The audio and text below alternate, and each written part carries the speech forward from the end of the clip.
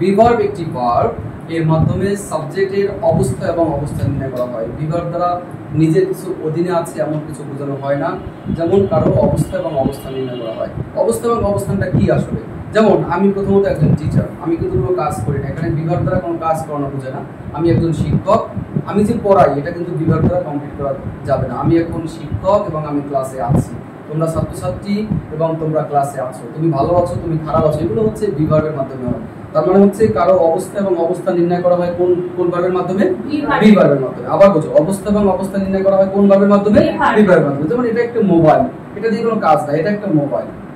মোবাইলটা কেমন, মোবাইলটার কি অবস্থা, এটা হচ্ছে বি ভার্বের দ্বারা হবে। ঠিক আছে, এই বি শব্দের অর্থ হচ্ছে হওয়া। আশা করি তোমরা মনোযোগ দিয়ে ভিডিওটা শুনবা। বি শব্দের অর্থ হচ্ছে কি? হওয়া। এম ইজ আর, যার অর্থ হচ্ছে হয় বা আছে। ওয়াজ ওয়্যার, যার অর্থ হচ্ছে কি? ছিল বা ছিলাম। উইল বি, যার অর্থ হচ্ছে হব বা থাকবো। তোমাদেরকে এই অংশটা মুখস্থ করতে হবে। তাহলে 2 নাম্বার টপিকটা কি? এম ইজ আর, হয় বা আছে। ওয়াজ ওয়্যার, ছিল বা ছিলাম। উইল বি, হব বা থাকবো। এটা হচ্ছে বি ভার্বের সূত্র। তাহলে প্রথম হচ্ছে বি ইকুয়াল টু হওয়া, এটা মনে রাখতে হবে। দ্বিতীয় নম্বরে মনে রাখতে হবে এম ইজ আর শব্দের অর্থ কি?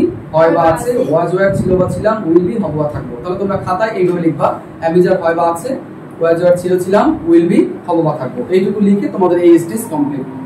এর পরবর্তীতে আমরা বি ভার্বের শিখবো, যেহেতু কথোপকথন করা শিখবো, রাইটিং শিখবো।